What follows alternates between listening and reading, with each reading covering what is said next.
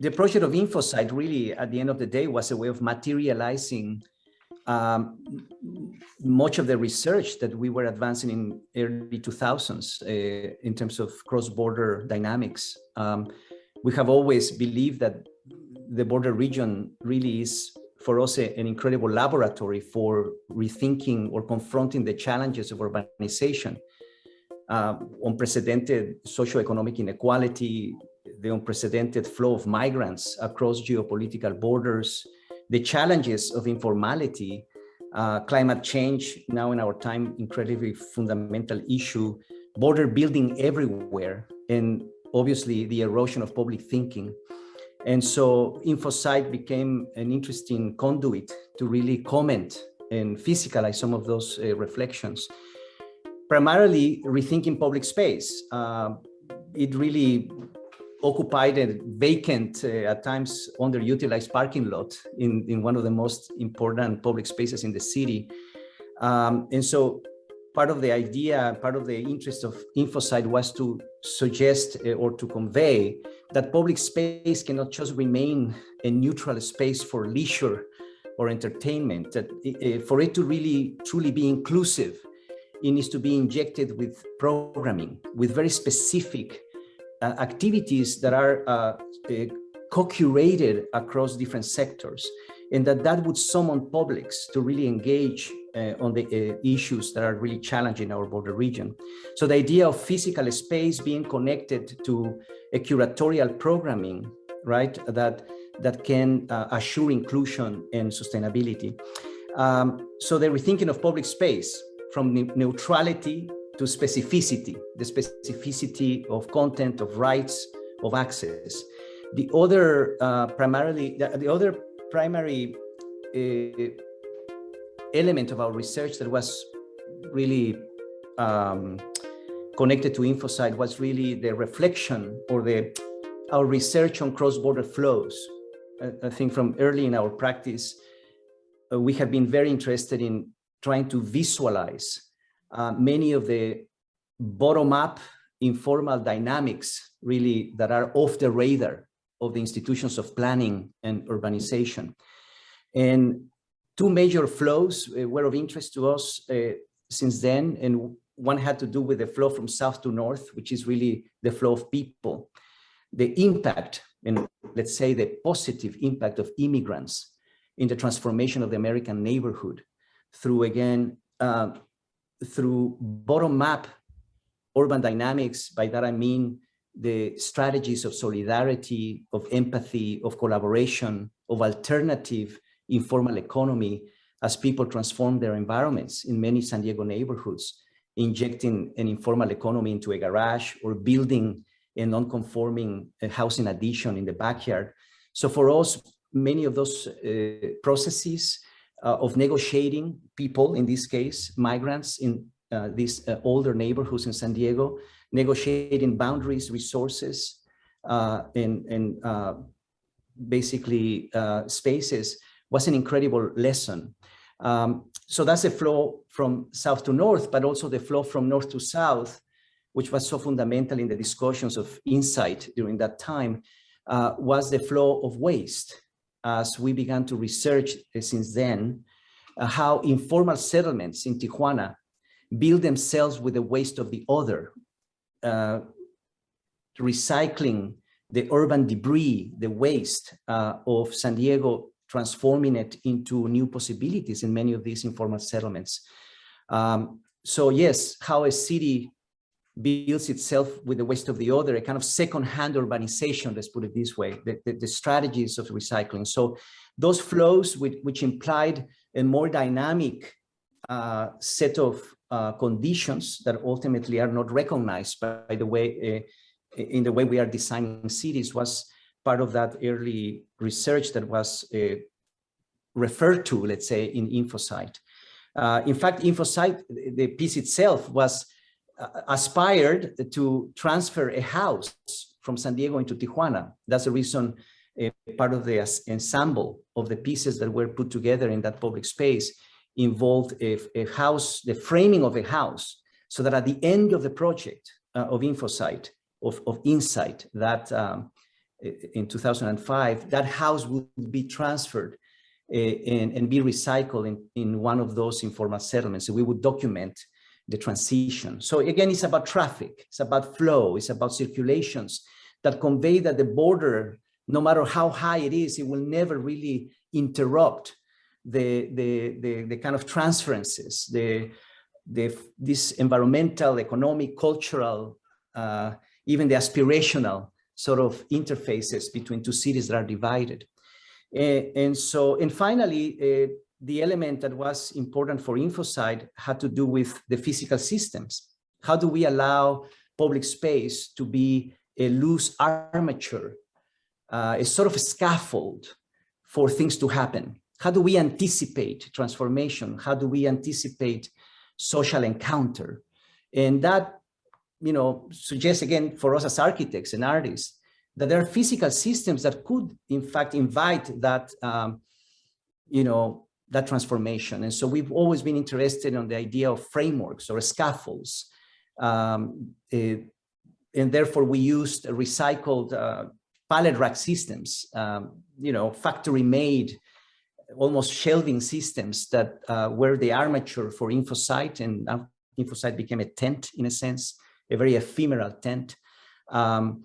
And so that these scaffolds could really be intervened into by a variety of patterns and textures and content. So this idea of anticipatory infrastructure, right? That we can design systems that are not that dominating, but that can be open-ended and open for mutability and for adjustments by social contingency, by people interacting with them. So those, again, were the main three elements, which later actually evolved into the new projects that we are now constructing, building, and engaging, right? Continuing to really advance this sort of meditation on the meaning of those cross-border flows to produce a different imaginary about coexistence and interdependence between these two border cities. The rethinking of public space as a site of education, as a place of knowledge construction and of engagement to assure inclusion and urban rights. And finally, physical systems that can ultimately be open-ended for communities to participate in the construction of their own systems of cohabitation and environmental sustainability. Obviously, infoSITE was a temporary project, but to tell the truth, part of the interest, even though it is about, much of our interest has been on the informal processes, sort of, let's say, process-based urbanization. That is an urbanization that is in constant flux. The idea of public space as with the capacity to transform and adjust and adapt, which is so important primarily in our time of climate challenges. How can a public space function in a variety of ways, in multiple ways? We always speak of the informal urbanization in Tijuana as a promiscuous urbanization, that it is about something, but it's also serving many other purposes. So this multiplicity. But in that sense, for us, informal urbanization is not only about the temporary or the ephemeral, but it's about a process of transition from the ephemeral into the permanent. How many of those informal settlements are made first by an act of inhabitation in conditions of social emergency, and as institutions become involved, infrastructure is sent to them in layers, and eventually these become full-on neighborhoods of the city. So it is that process of transformation and transition, again, that needs a very different conception of infrastructure, infrastructures that are transitional, that support transition.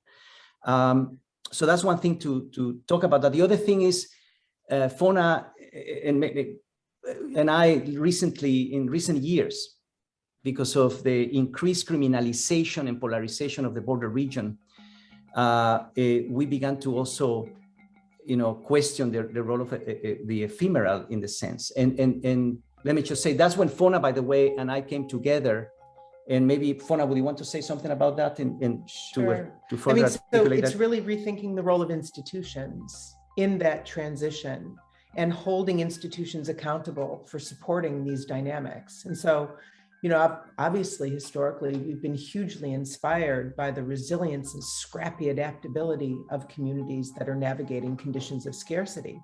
But that can often translate, particularly in a neoliberal world, into the idea that the informal can go it alone, right? And institutions can unplug. We believe in institutions, and we believe in holding institutions accountable to supporting these dynamics. And this is becoming increasingly important in a period of accelerating flows of migrants coming north from Central America, from Haiti. And suddenly there is a regional crisis that needs to be, confronted together. So our practice together as an architect and as a political theorist, we joined forces really to develop a research-based political and architecture practice at the University of California, San Diego, and to mobilize, to the best of our ability, to mobilize the resources of this powerful research institution to support these bottom-up informal dynamics across the border region.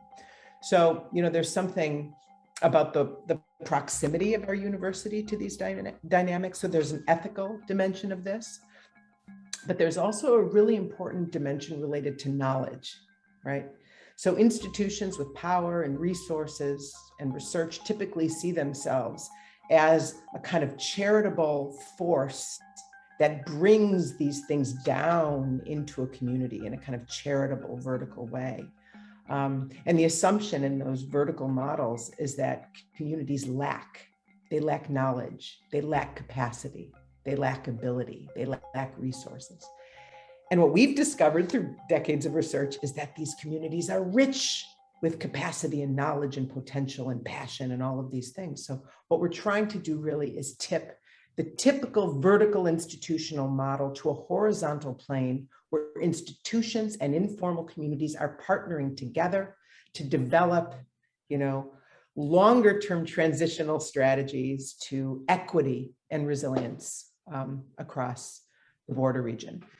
So the university has really become the platform, the sort of base for a project that Teddy and I launched with several other colleagues called the UCSD Community Stations, which are a long-term investment in infrastructure in these communities on both sides of the border, essentially a network of public spaces that we co-design, researchers, designers, university, in the university, along with community partners, spaces in the city where the university and communities meet to share knowledges and partner together on research, on cultural activity, and on design build projects in the city.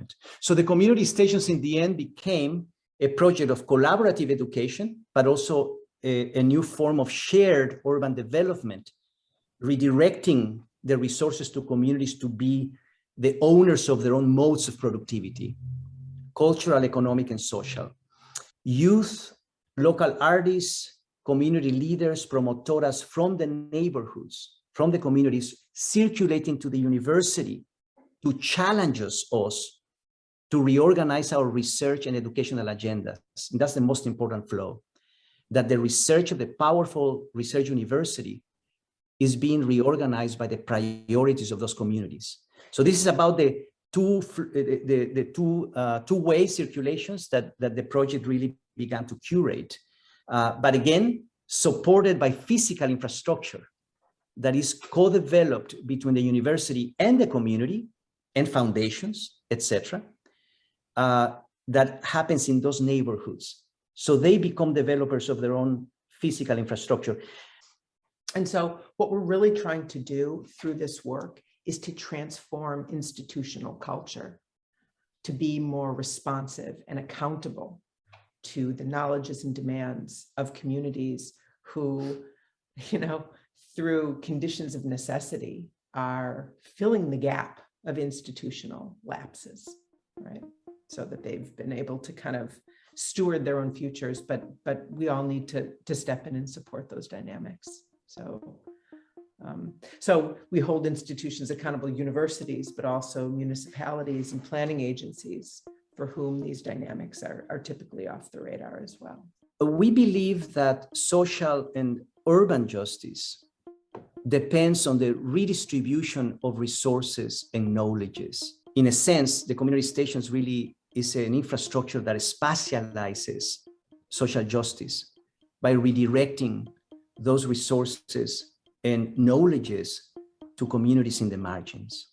Is we're really challenging the idea of the refugee shelter as a temporary space, as a temporal, as a sort of a temporal space of transition. We're trying to rethink the refugee sanctuary as a home so that refugees actually have the opportunity to stay, right? This idea of the right to stay and to make a home what's currently seen as a place of transition or temporariness has been really important to this project.